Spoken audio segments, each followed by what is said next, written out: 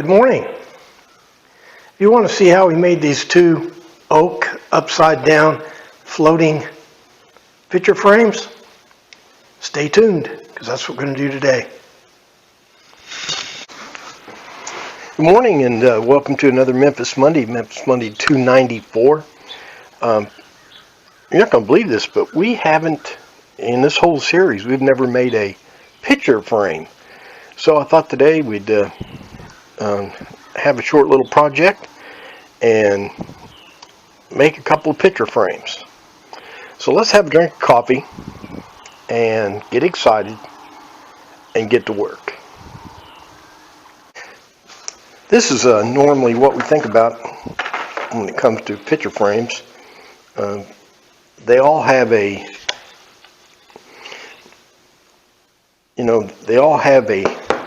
rabbit around the inside here. Not all of them, but most of them have a rabbit, or at least some way to install the picture. And this is the arrangement we normally see. You got the picture, then you got the glass goes in there like that. And if you have a picture, you normally put what's called a mat around it. And the thing this is actually a picture of one of our Memphis Monday projects, project number 17, week 17. But you put the mat around it and put a little tape, keep it sliding around, and then that goes in there like that. And then use a piece of cardboard, some kind of thicker material, and that's your backing. And then most of the time they put what's called pins in there. Those little triangular nails that go all the way around. So I got one of those guns, and those go in there like that.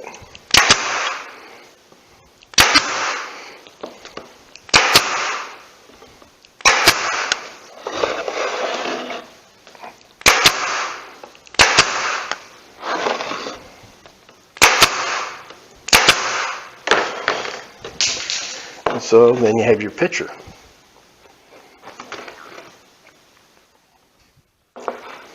So here's your picture frame. Very rugged, kind of standard design. But what do you do if your picture that you want to frame is too thick? Like it's a mounted canvas. Well, one of the options is just to have you can just make this nice and thick.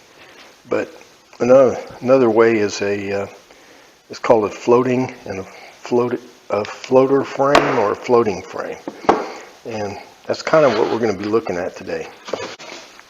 Here's two paintings that we're going to be framing. Well, this looks like one of those Bob Ross paint along with Bob Ross paintings, and here's a little painting of a dog. We'll frame both of these today. So there are our paintings, and right down here is our plan. So I'm pretty proud of my little pictures here. Our frames for our Bob Ross painting, it's going to be, I think, a little over 1.5 inches wide.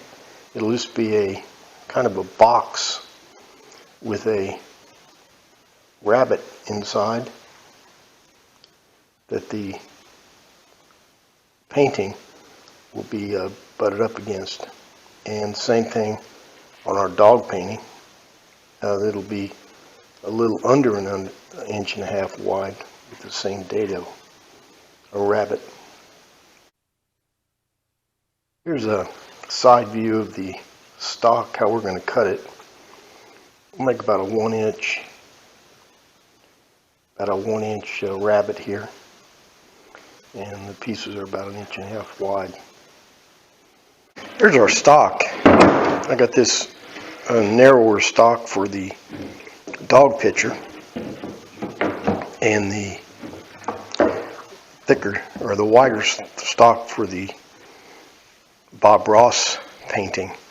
Rather than worry about the exact thickness of this, I think we'll just go ahead and put our rabbet right into both of them, right on the table saw.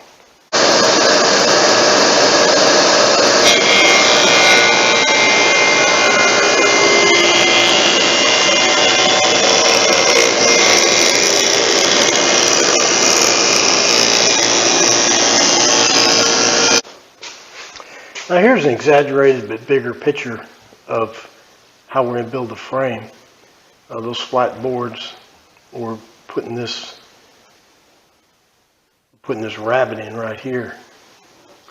And again, here's the profile. We'll have the rabbet with the picture in here. This is the picture part. And then this red line right here represents the plywood backing we're going to put in there. Now I've got to put this rabbet in 2 passes, and I'm working on the second pass right now. Let's go take a look at it. So I've removed my sacrificial fence, and now I can do the second pass, and here's the rabbet we just did. And I'll put another rabbet right beside it, which will extend that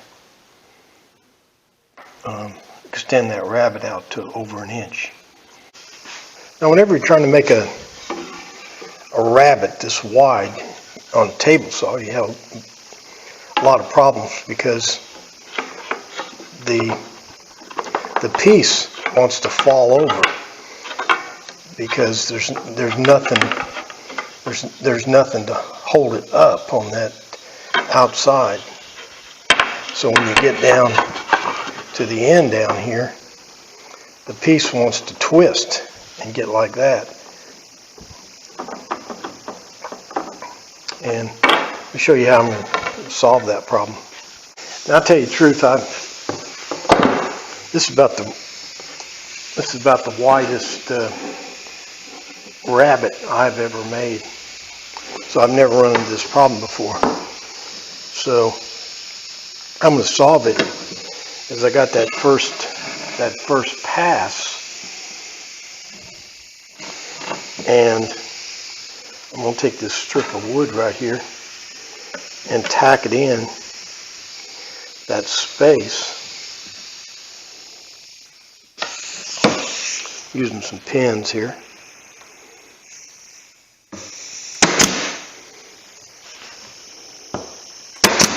So now my theory is that this will just be like running a 1/2 inch dado right through the center of this board.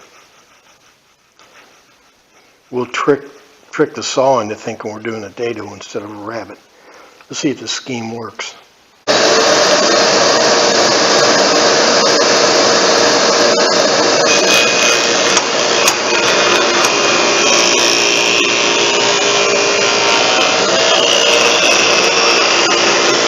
Now here's how it turned out. It just made this dado down through here. And now I'll take this piece of wood off. I'll have to pry it off, and then we'll have a rabbet.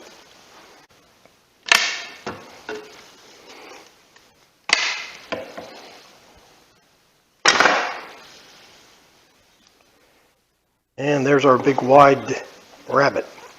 I'll pull these pins out and do it on the other piece. We're actually building a floating frame situation here, but we're not going to do it that way. Excuse me.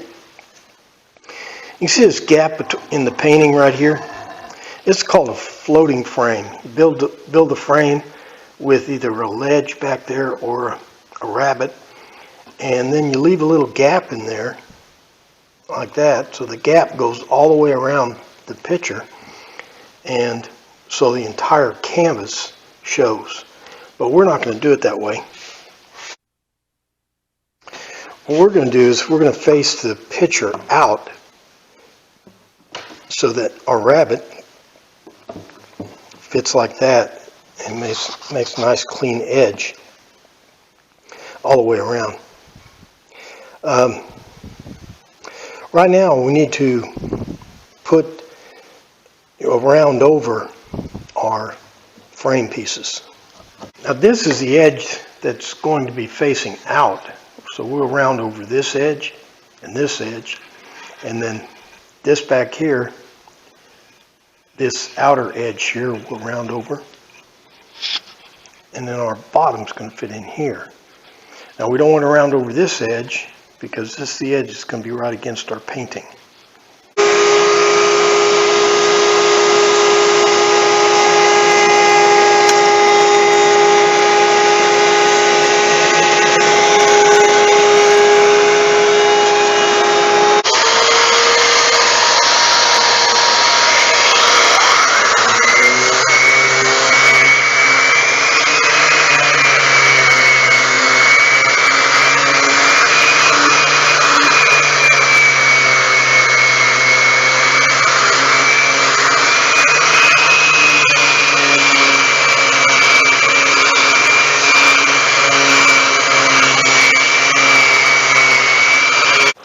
I went ahead and put this little one together.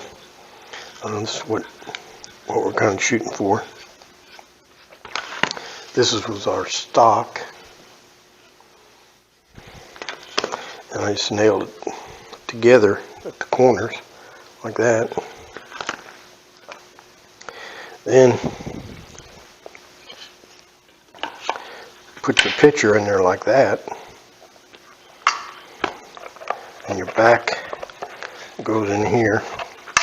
Things not exactly square.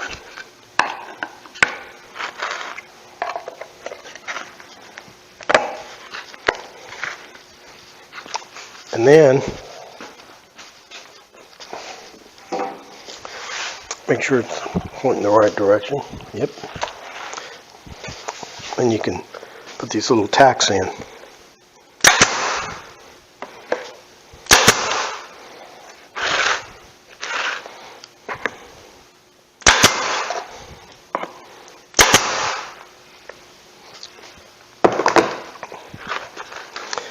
And there you have your little dog picture.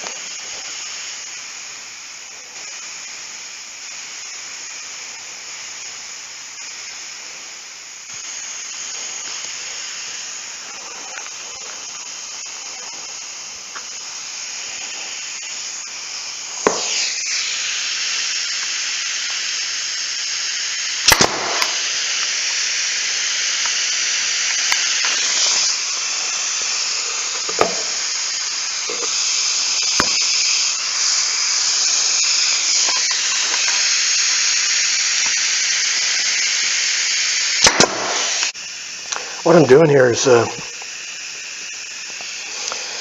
gluing the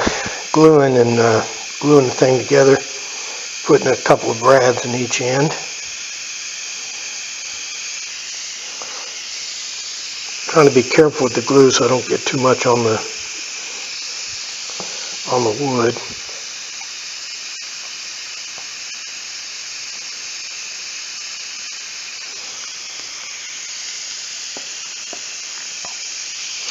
Got to be careful right here.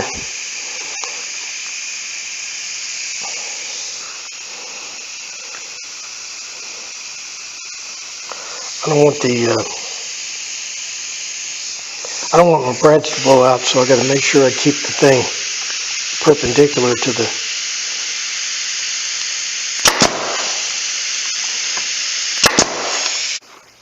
Now if you turn it up this way, it's a floating frame, and the picture would go in like this, and there you'd have a floating, they call it a floating frame.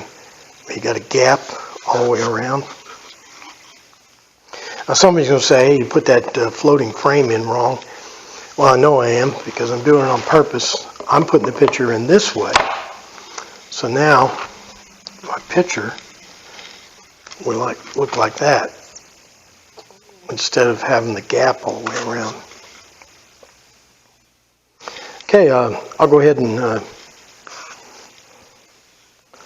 sand this thing down a little bit, and we'll be on a roll.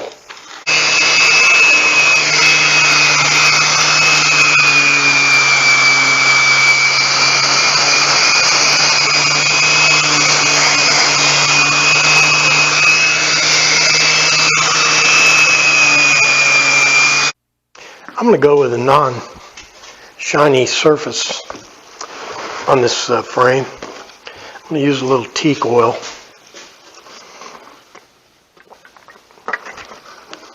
I am curious to see what it does on oak.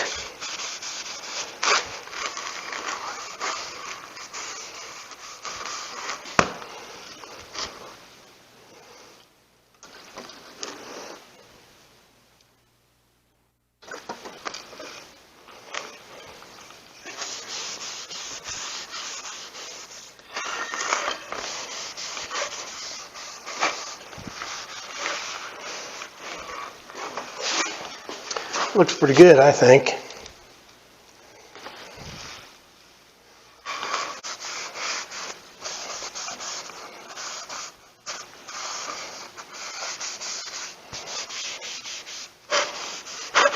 Well, now we can do some assembly.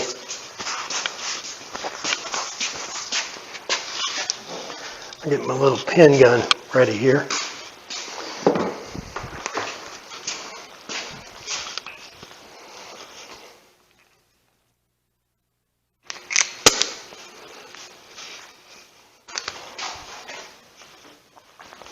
Okay, it's pretty easy.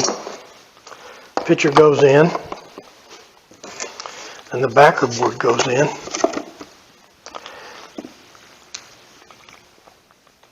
And then you shoot these little pins in.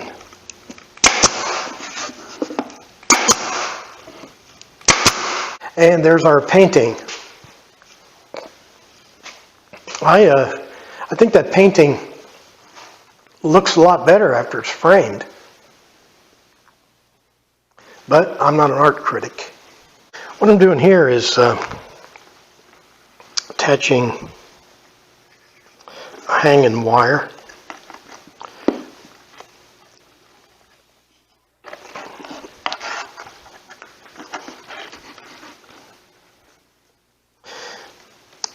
What you don't want to do is, you don't want to deliver this to whoever you're doing it for and say, well, I did your frame, but I don't have any way to hang it.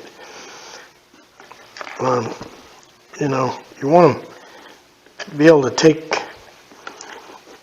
the picture and hang it up as soon as you hand it to them. Seems like a small thing, but it's not. This picture frame wire, it's multi-threaded. Multi-threaded. It's a annealed wire. And annealed means that it's been heated up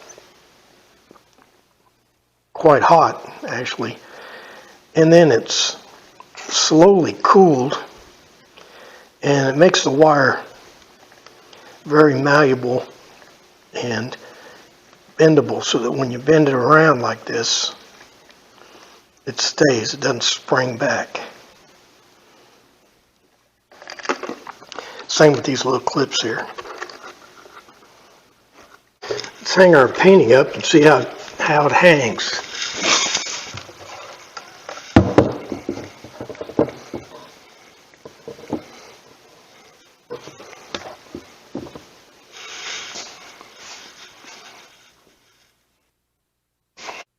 Well, I forgot to show you how I built this little leg here that sets this picture up.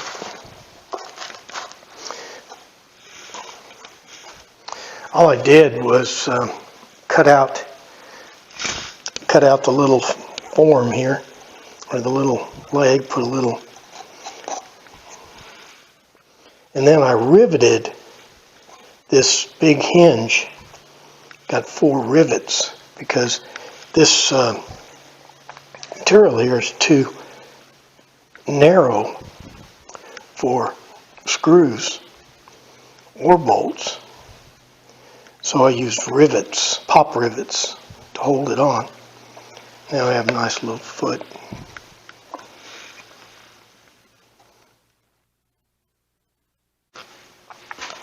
Well, this is the end of Memphis Monday 294. We made 2 oak upside down floating frames. If you want to make this a floating frame, you just put the picture in the other way, be facing out this way. We finished the big one in teak oil, and we finished the small frame in just a polyurethane, no stain or anything. Overall, I'm pretty satisfied, and I can't think of anything else to do to them. Well, that'll do it for Memphis Monday 294. Today we did a couple of oak picture frames. Really what we kind of made were what's called floating frames, where the picture sort of sits inside the frame with a gap all the way around it. But then we just flipped it around and used the ledge on the back as the front of the frame. So we have an upside down floating frame. We finished one in teak oil and the other in polyurethane, and I think the paintings look a lot better after they've been framed. All right, I hope you got something out of the today's adventure. Like, favorite, share, all the stuff you do on the internet. Most important, make sure you're back here next week for another exciting Memphis Monday. Thanks for playing along.